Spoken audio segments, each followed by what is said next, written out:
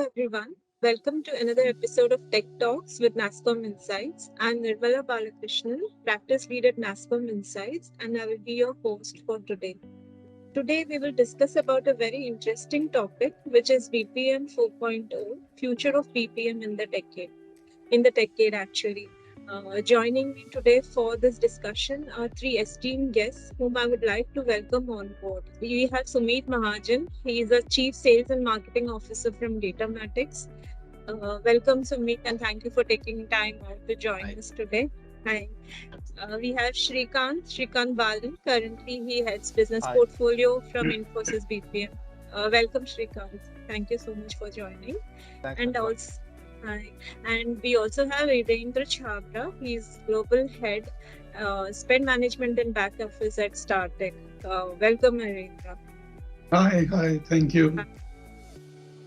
Before we jump into the discussion, I would just request all the leaders to quickly introduce themselves and also share a few lines about their current role and a bit about the organization that they're working currently in. So, Sumit, you want to start first? Yeah, sure. First, Nirmala, thanks a lot. I think this is a great forum.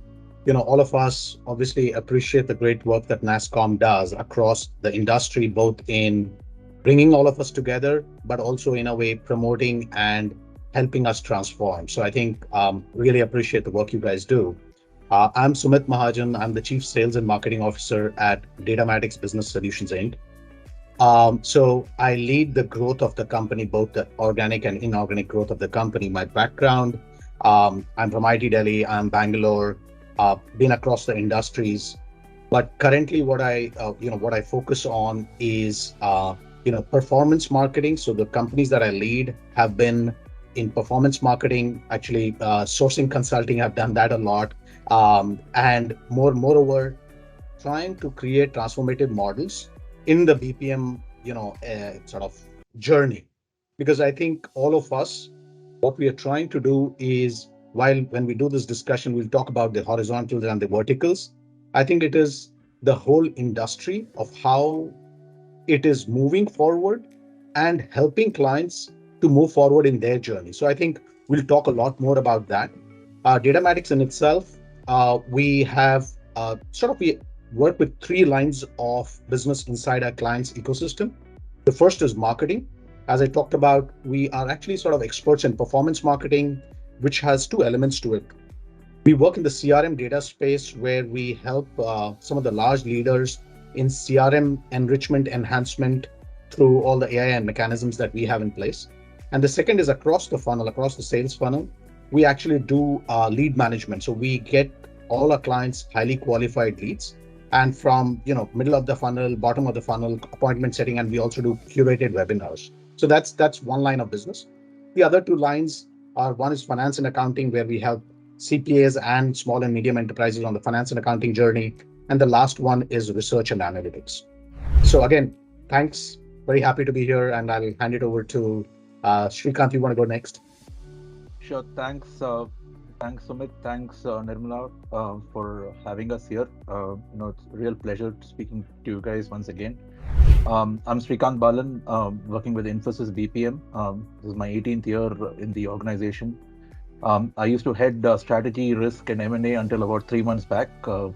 And then I thought, we'll make a change within the organization. There's an opportunity. So I now I have P&L responsibilities of a vertical.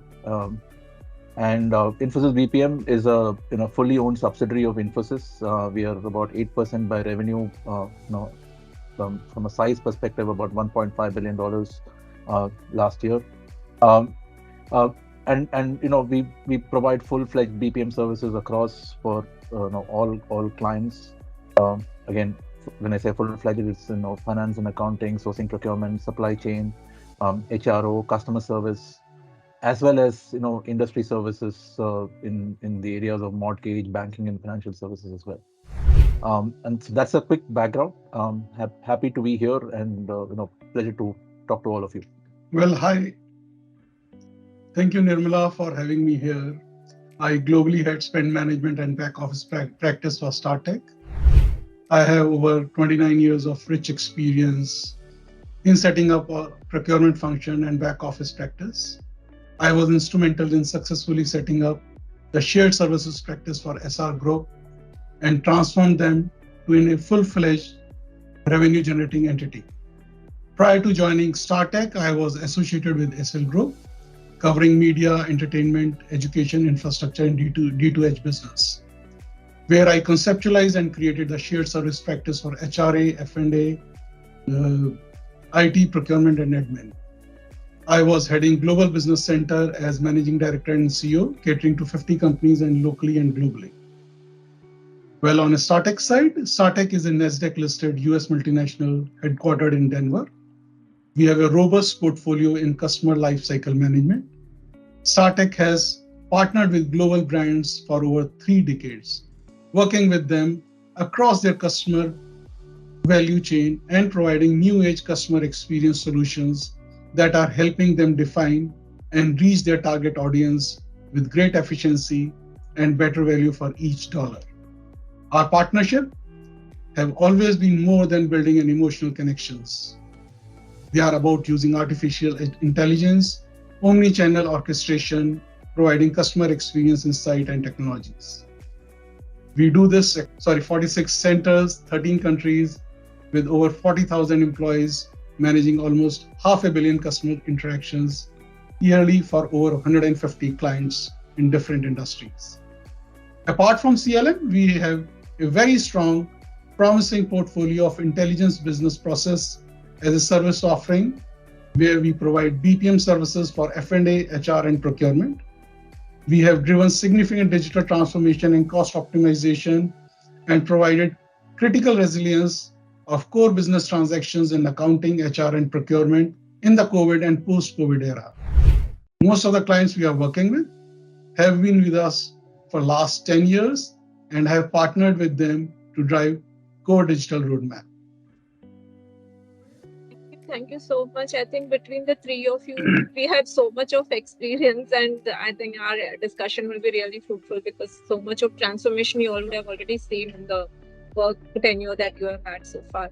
So I'll just quickly just wanted to say that the objective of this discussion, like we already discussed, was to highlight the transformation journey of the BPM industry, the shifts that have led to the evolution and transformation of the industry, and also talk a little bit about the future growth opportunities.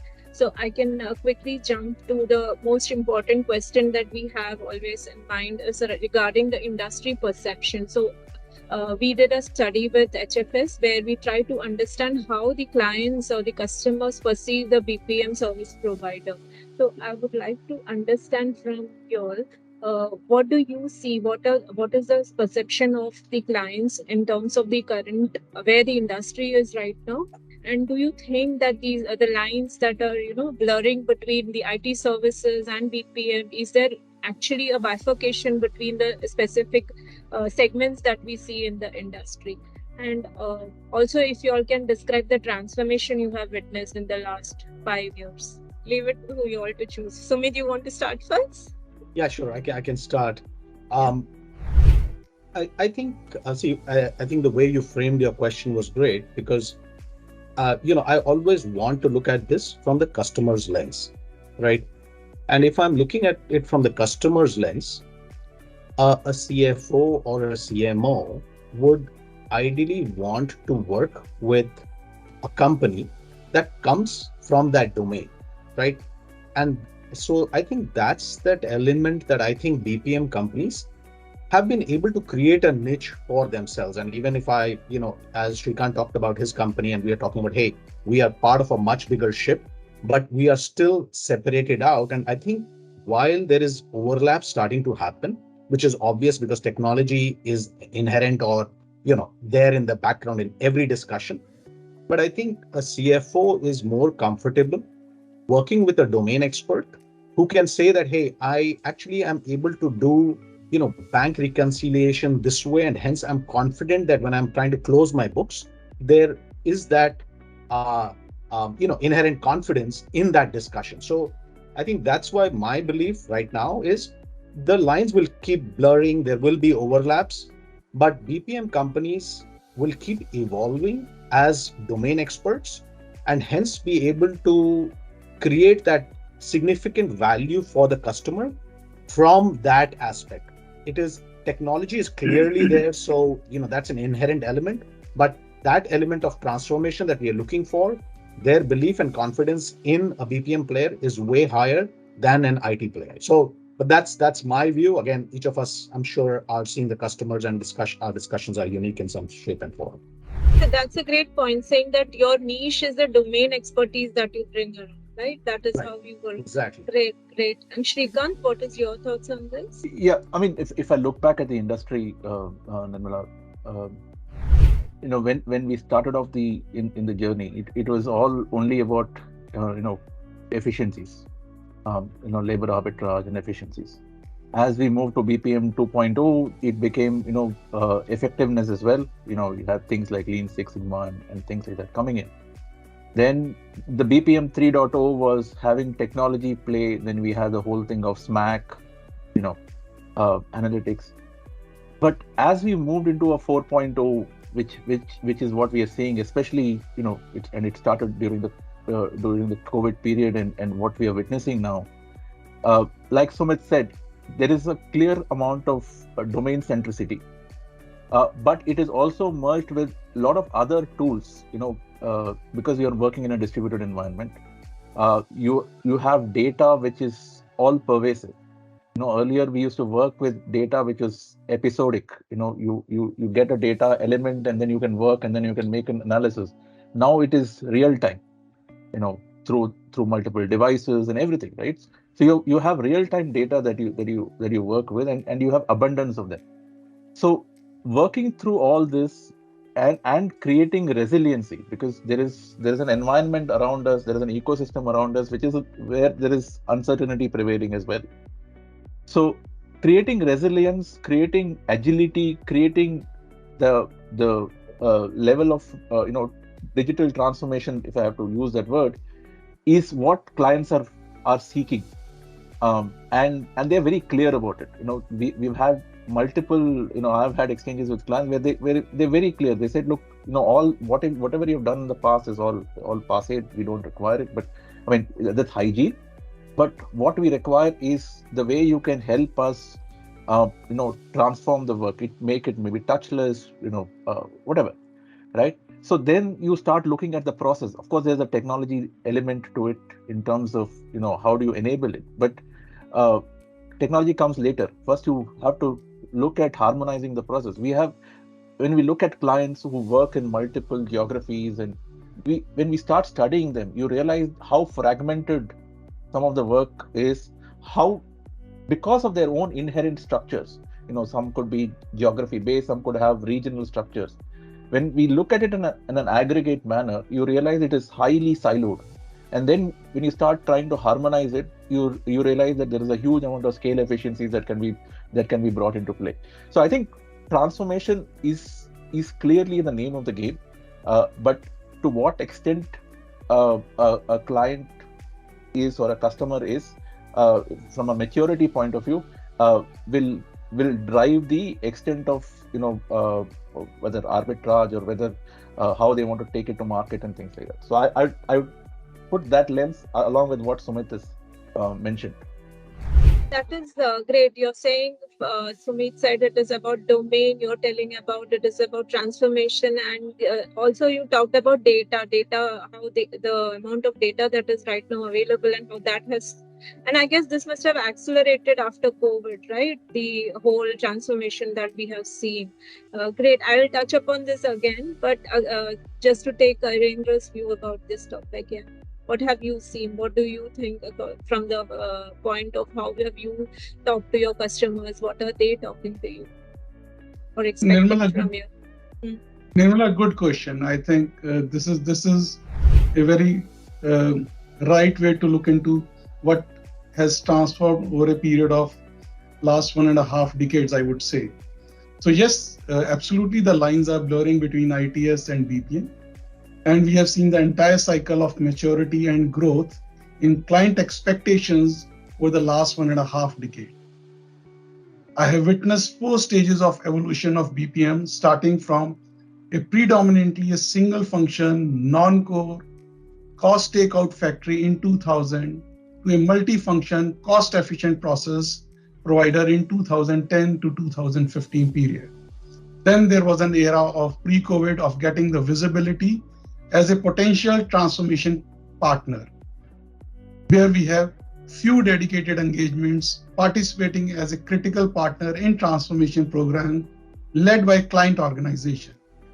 Today, in the post-COVID, we have a central expectation of spearheading and delivering end-to-end digitalization and enabling our clients to evolve into a next generation digital organization, to take the ownership and deliver the digital transformation that is not only within the process that we are operate, but also both upstream with the client organization and downstream with client partner organization, that is both on the customer and a supply side.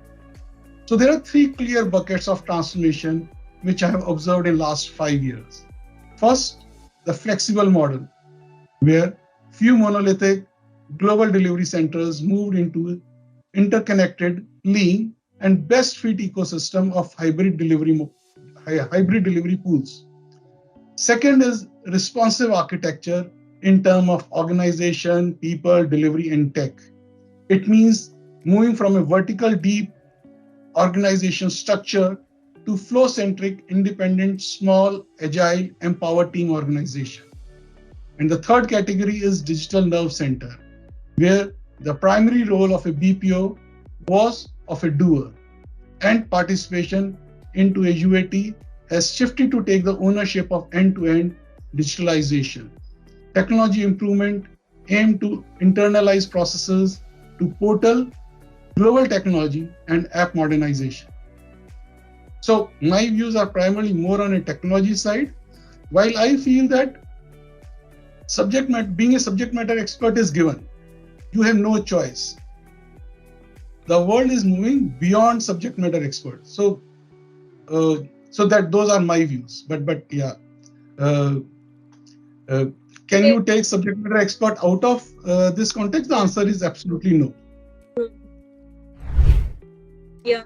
So, like Sumit mentioned, domain expertise is something that everybody looks at. So it can be acquired, but I think that skill is something that is built on over the years. So just to understand in the going forward in the same this, which are the verticals or the segments that you see are mature in this, in terms of the transformation, because you all are working in different varied areas of markets and the verticals. So any thoughts around saying, okay, the BFSI sector or the retail sector, which has actually transformed faster and which is still a laggard? Are your any thoughts on that? Yeah. So just to add on to what I'd said earlier, Nirmala, that when we look at the whole lens, right? We look at it from we call it 4 E's. There is the efficiency play, there is the effectiveness play.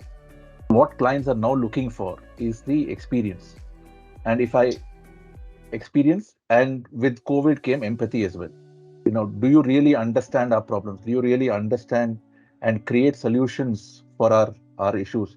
And to an extent, it also came down to saying, we don't know what our problem is. Can you help find our problems? Right?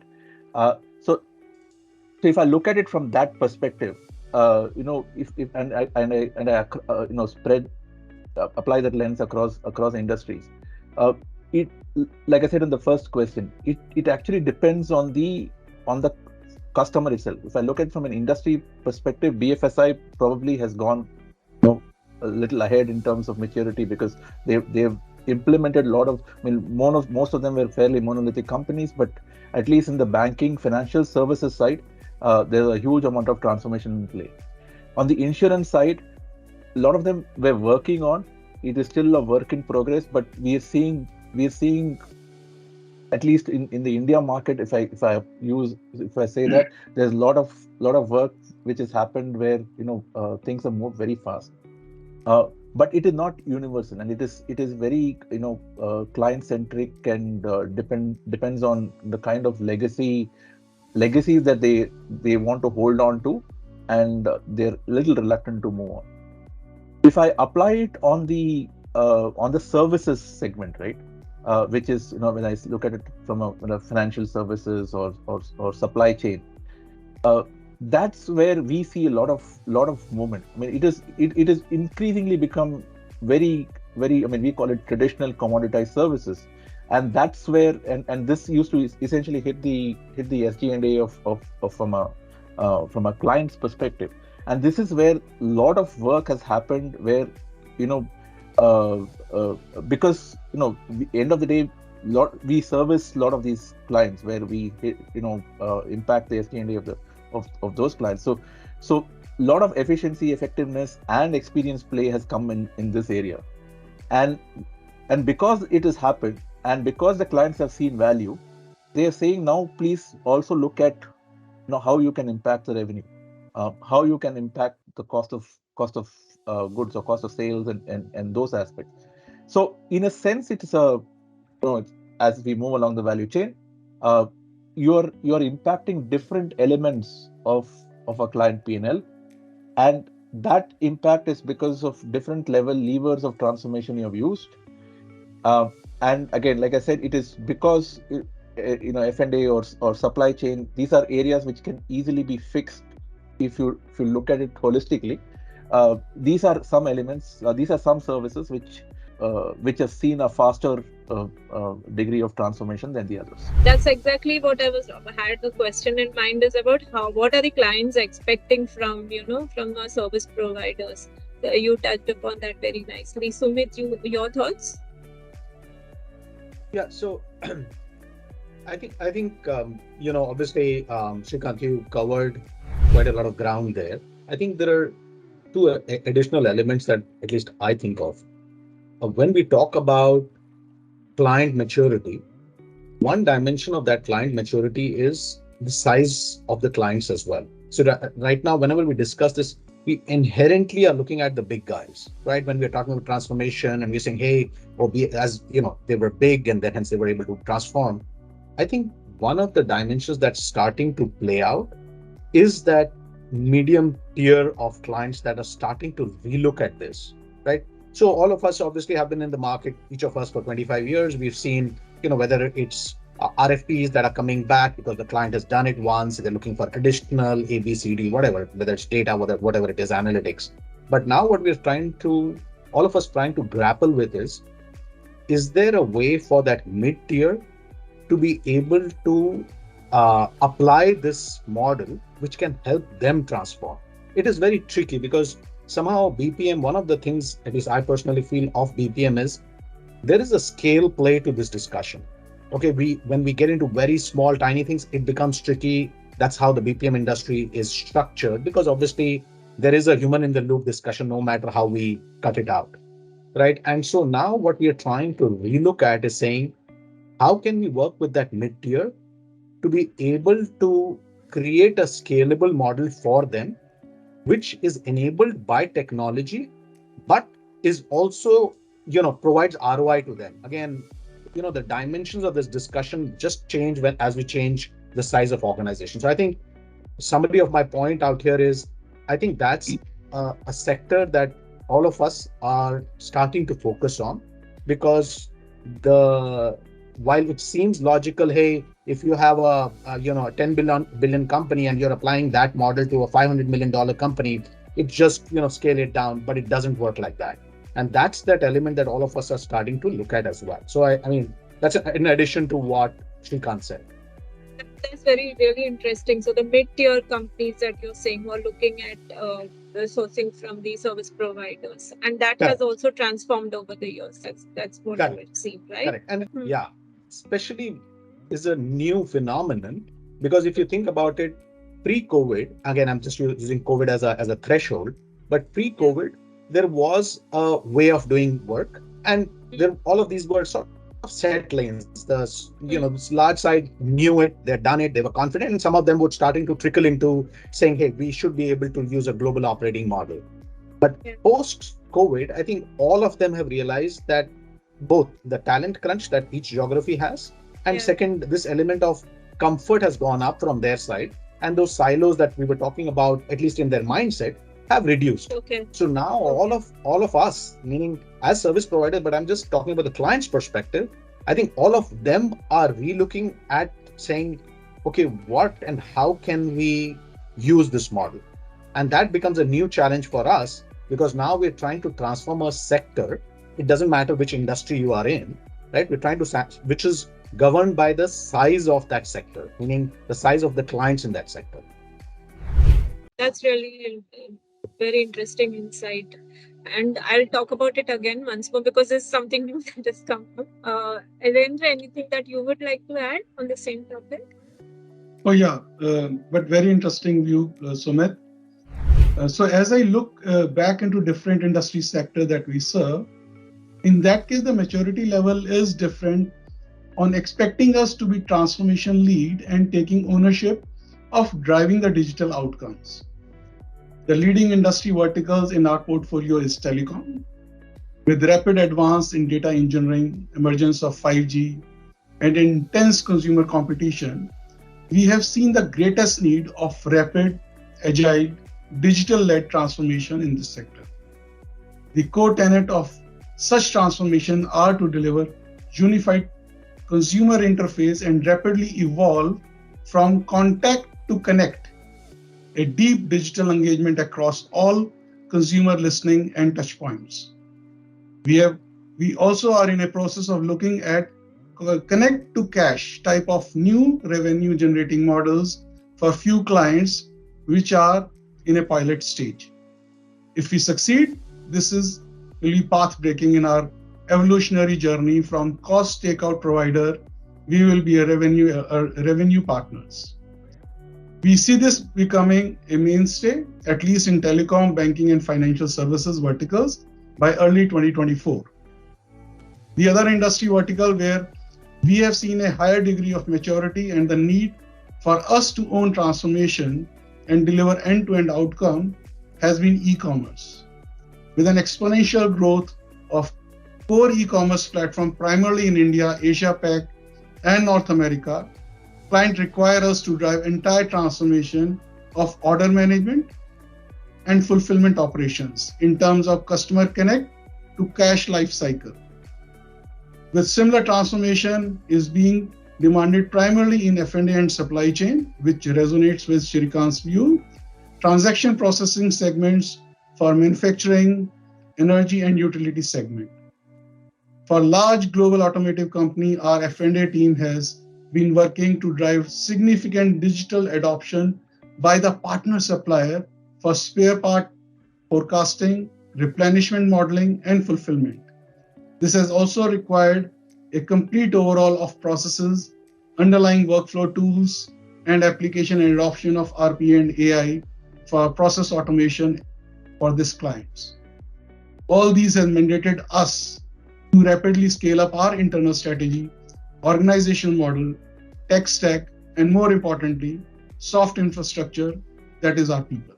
Thank you so much for your review. So this actually, summarizes the whole thing that I had about, the industry perception and client expectations, where we clearly understand that the industry has evolved into such a space where companies are now, your customers are looking at BPM service providers as a strategic partners. This is something that we have seen, and you all have also spoken about that they are looking at the service providers as for new sources of growth, revenue streams, and increasing the ability to innovate. So this is really good insights that we heard from you.